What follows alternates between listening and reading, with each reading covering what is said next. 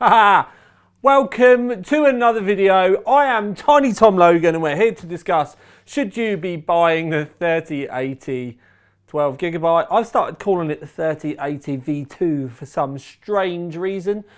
But anyway, this one's going to actually end up being quite of a political kind of discussion more than anything else. I've done the testing as you normally would, and I've been lucky enough to get the Strix overclock version and the very top end Suprim X from MSI. So we've got some side-by-side data for you to be able to pick through and decide whether you like the performance or not. But there is a lot more going on here than just a couple of new cards.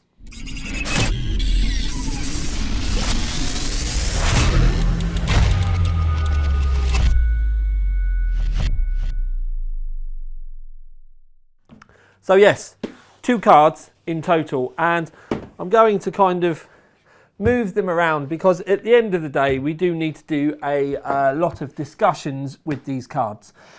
So 3080 12GB. Let's boil everything down. Effectively what you've got is a 3080 Ti with a compute unit turned off. I think it's 256 CUDA cores. It loses in that process, but effectively it's exactly the same.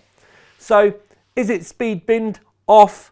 Yes, because effectively they're going to take some like faulty units and make this, and that's why they've called it it's almost like a 3080 half Ti, if that makes any sense. So they, but the thing that I do need to say is the 3080 12GB V2, whatever you want to call it, 3080 Ti and the 3090 actually all share the same silicon underneath. There are just bits turned off. So if the silicon isn't quite right, they can turn those bits off and then that gets moved into another SKU. And that is a standard industry practice. You get it with normal CPU processors and stuff. You get it with these. It's not a new thing. But effectively, what that does mean is these could have turned into 3080s if they wanted to. Now, there are obviously like business reasons why you wouldn't do it, because they are finding ways of essentially taking the same silicon and then making more money out of it. But that around these sort of times is a little bit kind of sketch, isn't it? When in reality we have been paying through the nose for stuff for a long time. Now I know that's because of like there are miners out there, and I know that's because of they're not able to make stuff quick enough, really, in reality. But I did hear a little rumour that last year Nvidia sold more cards and produced more actual like graphics units than they ever have done in their entire history. So why are we finding it so hard to get them?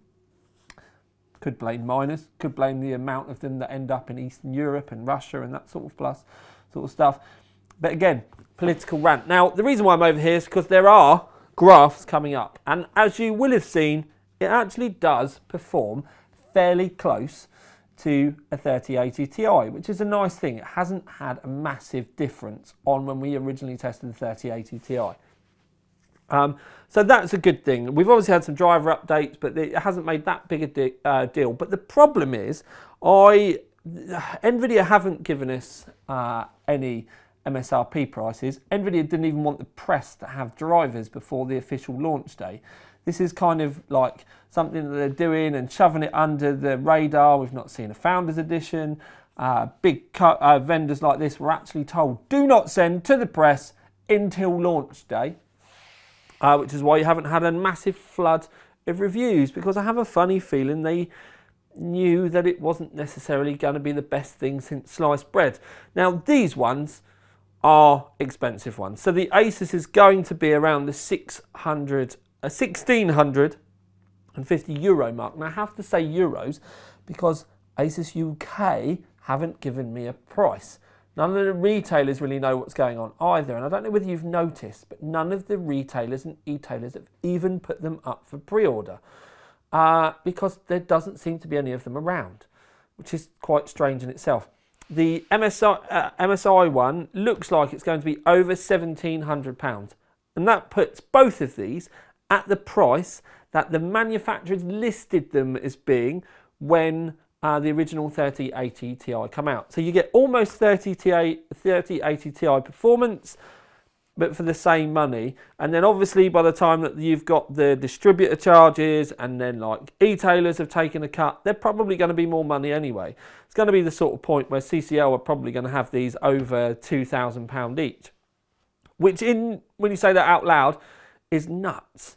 And you are always going to have, sadly at the moment, an argument for the fact that, you know, disty charges, flying them into the country, we do have to pay VAT on stuff once it comes into the country. So there's a 20% markup there. So if we get the same sort of dollar price, that's actually a really nice thing, because it shows that they're doing things in a way that makes it less of a sting for us in the UK to get our hands on them. So I can't help but feel that in a time like this, when there has been such a shortage, it would have actually been a nice thing if the price was considerably lower. The fact that and I know that stuff has got more expensive. I get that. I genuinely do get that. But I'm on the side of the gamers here rather than the bigwigs. And if the bigwigs at MSI and Asus then want to pump that further on down into Nvidia, that's fine, but I genuinely do think they're about £300, maybe £250 too expensive. If it's going to, when the 3080 first come out, oh Lord, the days that we were shouting about the fact that the prices were so strong, and you know we were getting funny at one point that 3080s were around the £750, £800 mark. But wow, imagine if you could get one now, there'd be a stampede. But I can't help but think these should have been, and if you think about the price that the 3080 Ti should have been at launch, not that you'd ever be able to even manufacture them for this price at the moment, was around the £1,050 mark.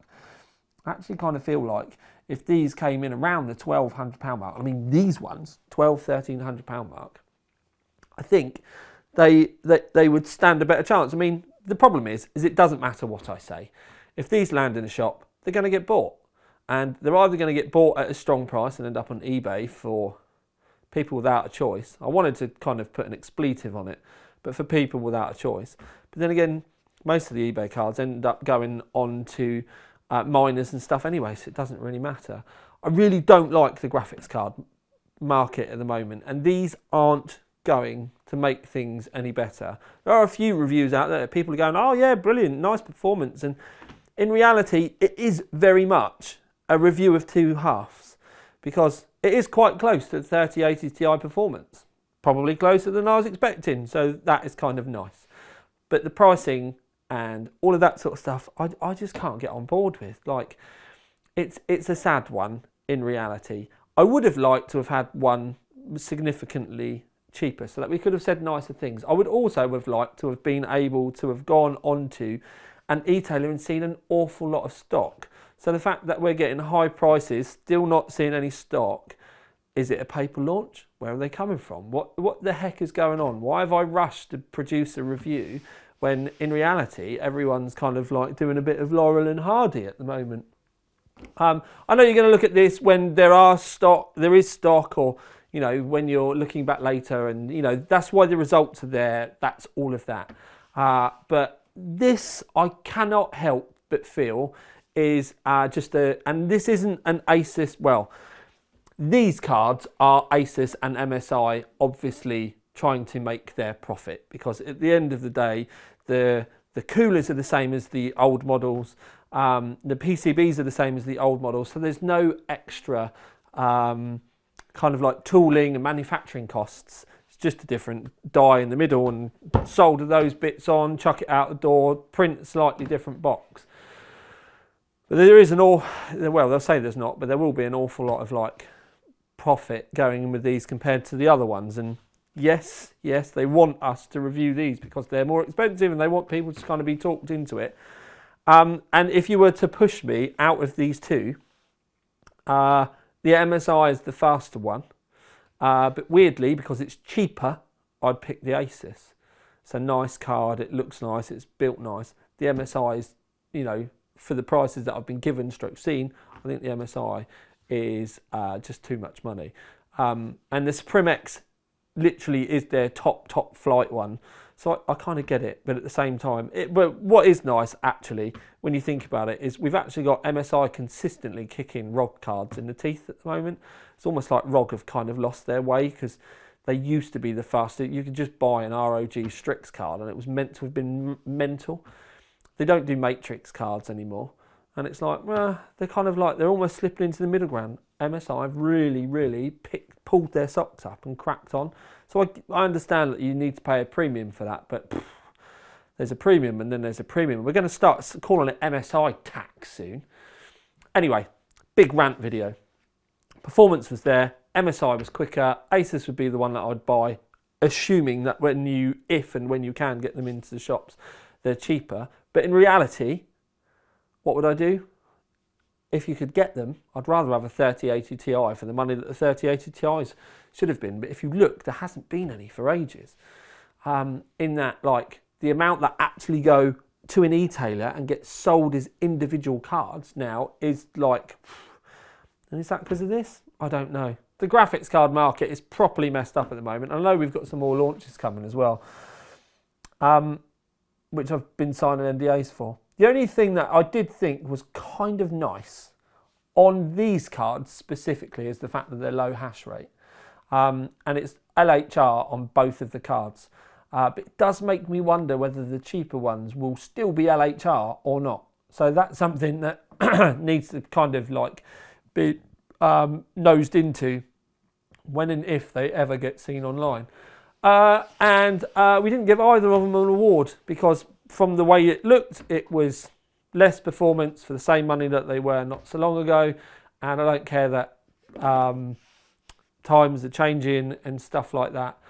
I think, you know, if NVIDIA... No, actually, it's not even NVIDIA's fault because these cards were priced and done way above the 3080 Ti in the first place. So the fact that we've now got less performance for the same money and still being jacked up prices like this, don't really like it. So yeah, they look nice, but effectively they are still the same design and coolers and stuff underneath. And it's just got less performance than the 3080 Ti. Meh.